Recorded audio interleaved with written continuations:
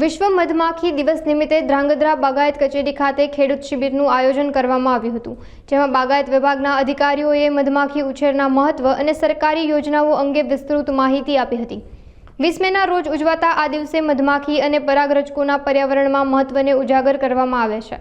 શિબિરમાં બાગાયત નિયામક મુકેશ ગાલવાડિયા, વિજય કારલિયા, અધિકારી ગણપત ચૌધરી સહિત અન્ય કર્મચારીઓ ઉપસ્થિત રહ્યા હતા। મધમાખી ઉછેરક ભરતભાઈ ડેડાનિયાએ પોતાની સફળતાની કહાની રજૂ કરી હતી અને તેઓ કેવી રીતે ખેતી સાથે મધમાખી ઉછેર શરૂ કરીને આજે 400 પેટીઓથી વિવિધ પ્રકારના ફ્લેવરનું મધ ઉત્પાદિત કરી રહ્યા છે તેના વિશે જણાવ્યું હતું। શિબિરમાં પ્રેક્ટિકલ માહિતી પણ આપવામાં આવી હતી અને ખેડૂતોને પોતાના ખેતરોમાં મધમાખીની પેટી રાખવા માટે અપીલ કરાઈ હતી, જેથી પાક ઉત્પાદન અને આવક બંનેમાં વધારો શક્ય બની શકે। આજે સુરેન્દ્રનગર જિલ્લાના ધ્રાંગધ્રા તાલુકામાં બાગાયત ખાતાની ફળનર્સરી ખાતે વિશ્વ મધમાખી દિવસના અનુસંધાને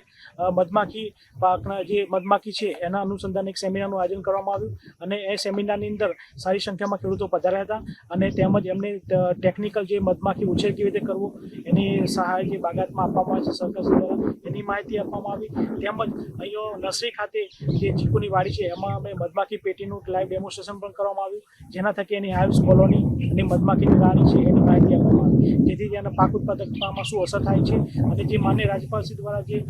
પ્રાકૃતિક ખેતીનું અભિયાન છે એમાં શું રોલ રહેલો છે અને તેનું જીવન ચક્રમાં આપણે કેવી રીતે મદદરૂપ થાય છે ઉત્પાદકતામાં એની પણ માહિતી આપવામાં આવી।